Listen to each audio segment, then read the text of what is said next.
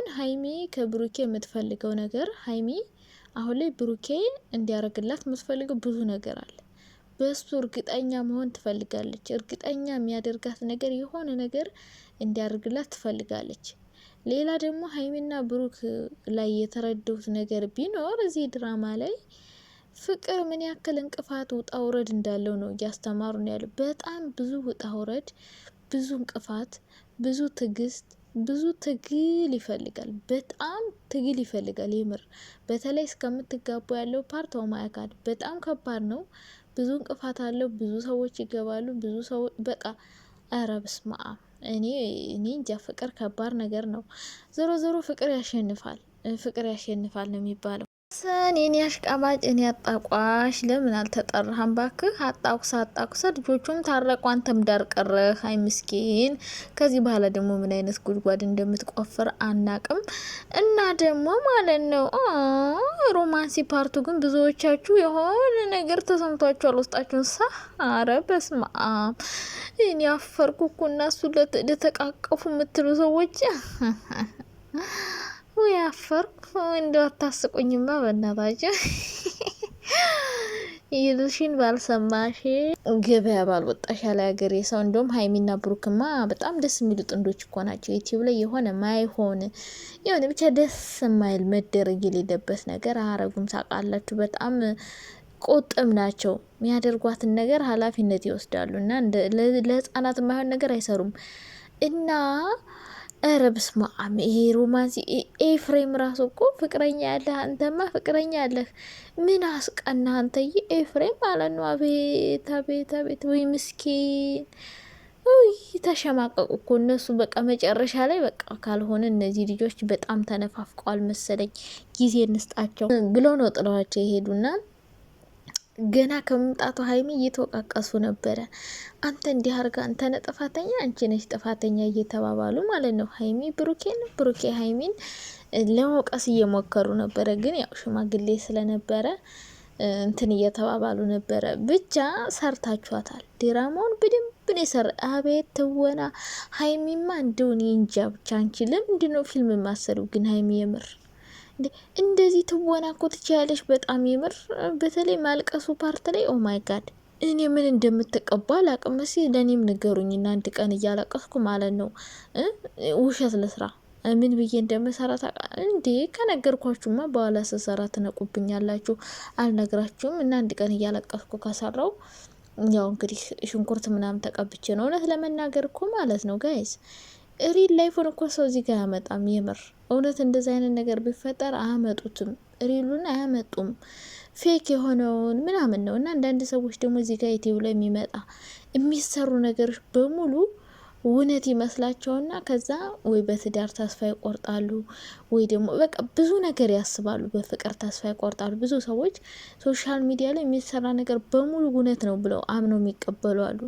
በተለይ ህጻናቶችን ሶሻል ሚዲያ ላይ ደግሞ ልምድ የሌላቸው ሰዎች ካመጣችሁ በጣም እኔ አሁን ማለት ወዲያው እንደመጣሁ እዚህ ሀገር ያው ኢትዮጵያ ያለው ዩቲዩብ ብዙም አልጠቀም ነበር። ቲክቶክ ምናምን ነበር የምጠቀመው እና ፌስቡክ ራሱ ይህን ያክል ድራማ ነገር ሳይሆን ፊልም ምናምን ነበረ እና እንደአሁኑም ደግሞ ዩቲዩብ በጣም ኢትዮጵያ ላይ እንትን የለም ነበረ በፊት። አሁን ፌስቡክ ላይ የሚለቀቀው ቃና ምናምን ይሄ ቴሌቪዥን እንትኖች የኢቢኤስ ምናምን። አሁን ግን የዩቲዩብ ነው በቃ እና የቲክቶክ እና የቲክቶክም አንዳንድ ነበረ ያኔ ፌስቡክ ላይ 2010 ኮሮና ሲመጣ ነው እኮ ቲክቶክ የተጀመረው። አዲስ ነበር ያኔ እና ያኔ ዩቲዩብ የለም ነበረ። አሁን እኔ ያኔ ፍሬሽ ነኝ። ዩቲዩብ ላይ የሚሰሩ ነገር በሙሉ እውነት እየመሰለኝ አሁን አብርሽ ገመድ ይዞ ሊታነቅ ጫካ ሄደ ጊዜን ያልቅሻለሁ ታውቃላችሁ።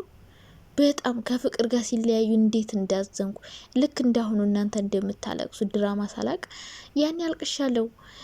ሄሉና ማርክ ሲለያዩ ወይኔ እንዴት ልቤ በቃ ውስጤ እንዴት ደበረኝ አጠይቁኝ። የምር ማለት ነው።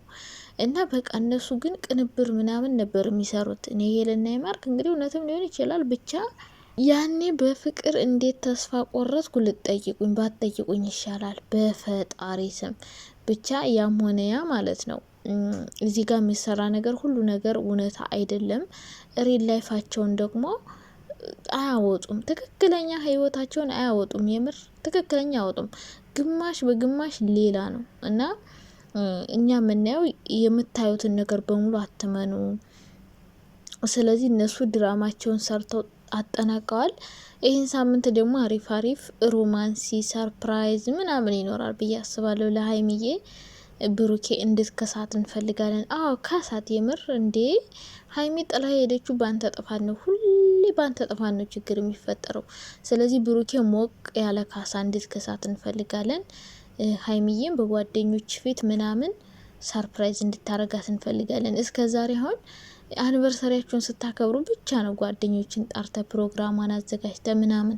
ከዛ ደግሞ ልደቷንም እንደዛው ቆንጆ አርጎን ያከበረላት እና አሁንም ቢሆን ሀይሚ እርግጠኛ የምትሆንበት ነገር ትፈልጋለች። ብሩኬ አንተ ጋር እንደዚህ ቆርጣ እንዳትሄድ ብዙ ነገሮችን እንዳታደርግ ያንተ ነው ከዚህ በኋላ ድርሻው ማለት ነው።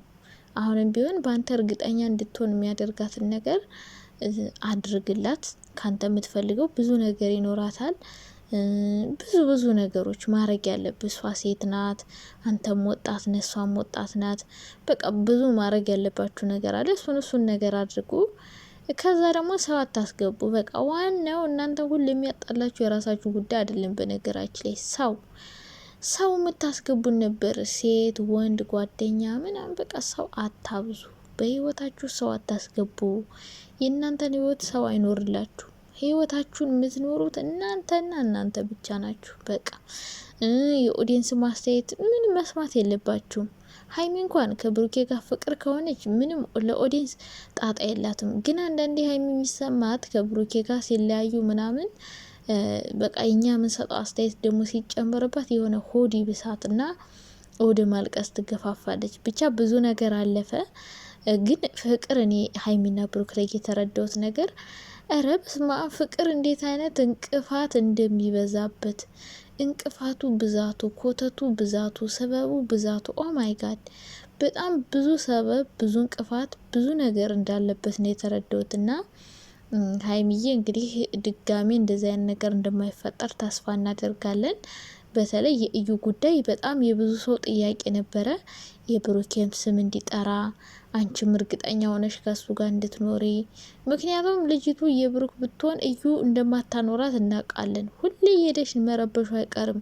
ሳይሆን እንደዚህ ያለች ቢሆን ደግሞ ምን ልትል እንደምትችል መገመት አይከብዳችሁም። እና ያው ስሙን በደንብ ባይሆንም ብቻ ጠርቷል ብዬ ነው ማስበው። አሁን ላይ እዩ ስለ ልጁ አባትም እውነቱን የራሷን እውነት እያወጣች ስለሆነ የብሩኬ ስም ጠርቶለታል ብዬ ነው ማስበው። እና ከዚህ በኋላ የሚያጣላችሁ ነገር አይኖርም።